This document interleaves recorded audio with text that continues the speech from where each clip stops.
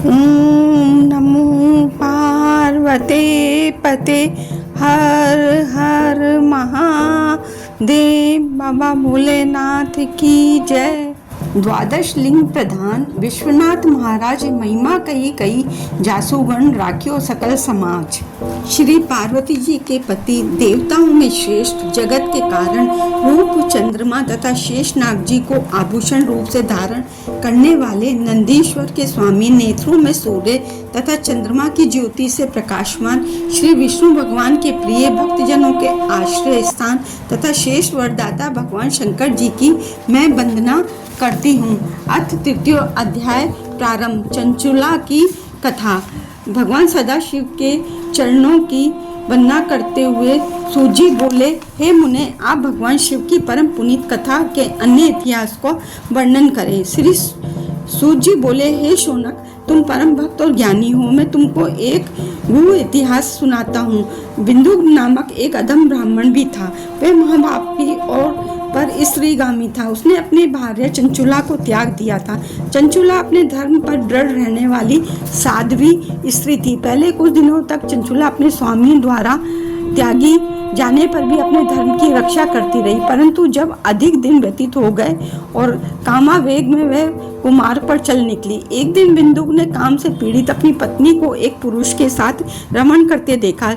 तब वह क्रोध से भरकर उसे मारने दौड़ा। उसे देखकर ही वह पुरुष भाग गया। उसने वहां अपनी स्त्री को पकड़कर खूब मारा।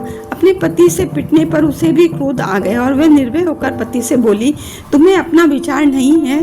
तुम नवयौवना मुझ पत्नी को त्याग कर वेश्यागामी हो रहे हो। तो पत्नी काम से व्याकुल हो और उस पति का साथ प्राप्त न हो तो उसकी क्या गति होगी? मैं तो रूपवती नवयौवना हूँ, मुझे तुम्हारा सत्संग प्राप्त नहीं। भला मैं किस प्रकार काम को सहन करूँ? पत्नी के इन वचनों को सुनकर वह अधम ब्राह्मण बोला, मैं मानता हूँ कि तेरा कहना सत्य है। तेरा हृदय काम से व्याकुल है। हे सुमुखे, मैं तुझे पर पुरुषों के सत्संग से नहीं रोकता हूँ। तू भय को छोड़कर अपने इच्छित पुरुषों से विहार कर और अपने शरीर के बदले उनसे धन भी ले। इस प्रकार धन की प्राप्ति होगी और तेरा मन भी कामदेव के प्रहार से उन्मुक्त रहेगा। तेरे द्वारा व्यभिचार से अर्जित धन का हम दोनों उपयोग कर सकेंगे।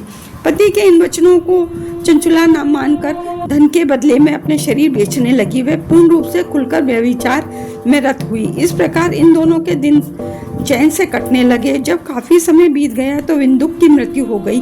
अपने पापों के कारण वह नाना क्लेश पाकर अंत में विंध्याचल पर्वत पर पिशाच होकर रहने लगा। पति के मरने पर चंचुला घर में रह अन्य पुरुषों के साथ विहार करती रही। समय के अनुसार उसका यौवन बीतने लगा। एक दिन देव युग से वह गोकर्ण क्षेत्र चली गई। वहां जाकर उसने जब अन्य जनों को पवित्र तीर्थों में स्नान करते देखा तो वह भी स्नान करके इधर उधर भ्रमण करने लगी। भाग्यवश उसने एक शिवालय में शिव महापुराण की कथा होते देखी। उपस्थित जनों को बड़ी संख्या में वहां एकत्रित तन्मयता से कथा को श्रवण करते देखा। पापिष्टा चंचला कौतूहलवश बैठ गई और शिव महापुराण की कथा को श्रवण करने लगी। उसने कथा में जब ये सुना कि जो स्त्री व्यभिचार करती है और दिन रात पाप में जीवन व्यतीत करने के बाद जब अंत में समय में मरकर परलोक गमन करती है तो यमदूत उसे नाना प्रकार की पीड़ाएं देते हैं, वे परलोक के भय से कांपने लगी। जब कथा समाप्त हुई और श्रोता उठकर अपने अपने घर चले गए तो वह कथा बाँचने वाले ब्राह्मण के पास जाकर विलाप करते हुए हाथ जोड़कर बोली, हे ब्राह्मण, मैं परम व्यभिचारिणी हूँ। मैंने अज्ञान के कारण अपने ही हाथों अपने धर्म नष्ट किया है। यौवन के मद से मंदान होकर मैंने धन लाभ करते हुए पर पुरुषों के साथ निरंतर समागम किया है। आज आपकी इस परम पुनीत कथा को सुनकर मुझे ज्ञान उपजा है। मैं महान पातक करने वाली अब कैसे मुक्ति पा सकूंगी? व्यभिचार करने के कारण मैंने इस जीवन में जो क्षणिक सुख प्राप्त किए हैं उसके लिए परलोक में निश्चित ही मेरी बुरी गति होगी। हे तात, आप मुझे पापिष्टा पर दया करके मुझे उद्धार का साधन बताएं। मैं आपकी शरण में हूँ। श्री सूजी बोले, हे मुनीश्वरों, जब इस प्रकार विलाप करके वे पापिष्टा चंचला कथावाचक ब्राह्मण के चरणों में बार बार अपना सिर पटकने लगी तो थोड़ी देर तक ब्राह्मण शांत भगवान शिव के चरण कमल का ध्यान करते रहे। फिर वे बोले, हे देवी, इस प्रकार रोदन करने से कोई लाभ नहीं। भगवान सदाशिव की तुझ पर महती कृपा है, जो उन्होंने तुझे समय पर ज्ञान दिया है। जब शोक को त्याग कर वे पापिष्ठा चंचुला बैठ गई तो ब्राह्मण बोले, हे दुजे आशुतोष, भगवान की कीर्ति बड़ी विमल है। शिव नाम के श्रवण मात्र से ही पापी जनों के समस्त पाप स्वतः ही नष्ट हो जाते हैं।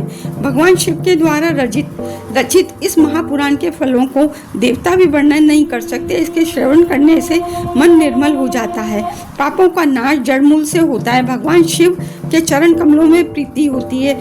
आदिदेव महादेव माता पार्वती सहित श्रवण करने वाले के हृदय में विराजते हैं। प्राणी इंद्र लोक के समस्त सुखों को प्राप्त करता है और मृत्यु के उपरांत जब वह परलोक को जाता है तो उसे शिवलोक की प्राप्ति होती है। भगवान शिव इस समस्त सृष्टि के आधार हैं। वे ही समस्त जीवों के सृजनहार, पालक और हंता हैं। उनकी माया के वशीभूत होकर ही प्राणी जीवन भर भटकता रहता है। जो प्राणी अपनी इंद्रियों का निग्रह कर अपने चित्त को भगवान शिव की भक्ति में लगा देता है, वह संसार के मोह जाल से मुक्त हो जाता है। उसके समस्त पाप स्वतः नष्ट हो जाते हैं और वह अंत में मोक्ष को प्राप्त करता है।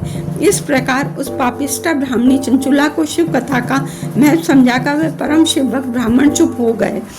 चंचुला प्रश्न हुई, हे मुने, आप धन्य हैं। भगवान शिव की आप पर असीम कृपा है, जिसके ही कारण आपके हृदय में इतना ज्ञान भरा हुआ है। आपके इन वचनों ने मुझे उबार दिया है। आपके मुख से शिव कथा को श्रवण कर मैं कृतार्थ हुई।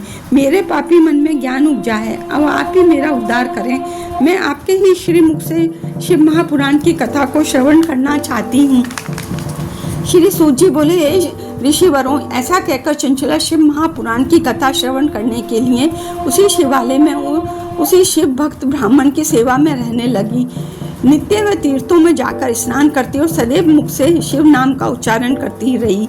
इस स्वरूप से मैं दीर्घ काल तक वह उसने उपवास तथा सल आहार करते हुए शिव महिमा का पाठ किया। उसकी भक्ति से शीघ्र ही भगवान सदाशिव संतुष्ट हो गए। समय आने पर उसने शिव चरणों में ध्यान लगाते हुए अपने शरीर का त्याग कर दिया। भगवान शिव और पार्वती ने चंचला की भक्ति से प्रसन्न हो अपने पास आसन दिया। चंचला माता पार्वती की सखी के रूप में रहने लगी। भक्ति के प्रबल प्रताप से चंचला ने शिवलोक में वे परम पद प्राप्त किया, जो देवताओं को भी दुर्लभ नहीं होता है। इति तृतीयो चतुर्थो अध्याय समाप्त। बोलो हर हर महादेव, काशी विश्वनाथ पते, हर हर महादेव। कर्पूर गौरम करुणावतारम, संसार सारम भुजगेन्द्रहारम, सदा वसन्तं हृदयारविन्दे, भवं भवानी सहितं नमामि।